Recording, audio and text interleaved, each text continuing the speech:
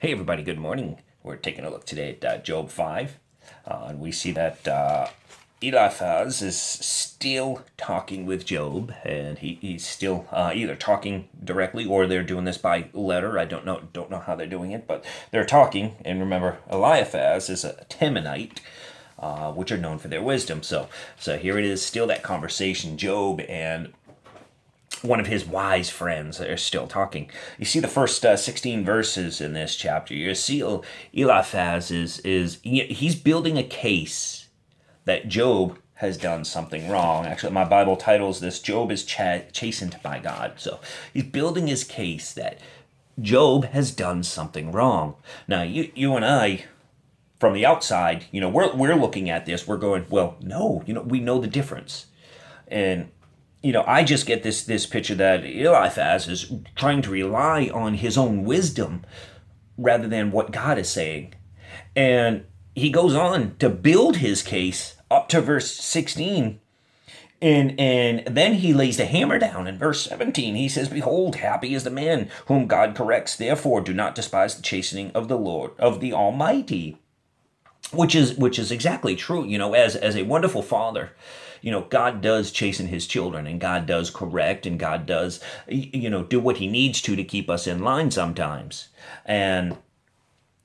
But you and I, looking from the outside of this chapter, we know that that is not what is happening.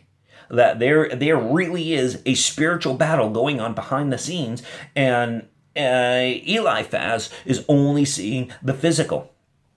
He's only seeing the physical and saying, this is what God is doing. He even goes on to double down. He goes on in verse 25, doubles down. He says, "You shall know that your descendants shall be like many." For 25, 26, 27, he begins to prophesy over Job and say, hey, listen, this is what's going to happen in the future.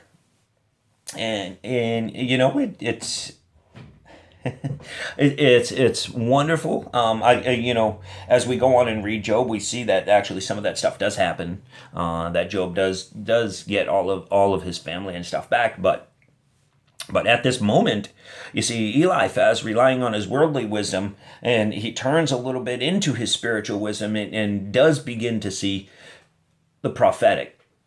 He does begin to see what God will do in the future.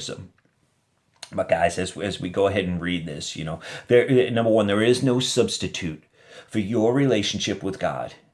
And when you're going through stuff, when just it seems like all hell is breaking loose at you, it's great to get counsel in a multitude of friends, a multitude of brothers. It's great to get that counsel. But nothing, and I mean nothing, can take the place of hearing straight from God. Nothing can take the place of just getting into those intimate moments with the Holy Spirit and hearing from Him. Nothing can take that place. Man, we can hear from the Spirit sometimes. Your friends, yes, they can hear from the Spirit sometimes, and they can go to God on your behalf. Your pastor can go to God on your behalf. Elders in the church can go to God on your behalf. So many people, your brothers, your sisters, so many people can go to God on your behalf.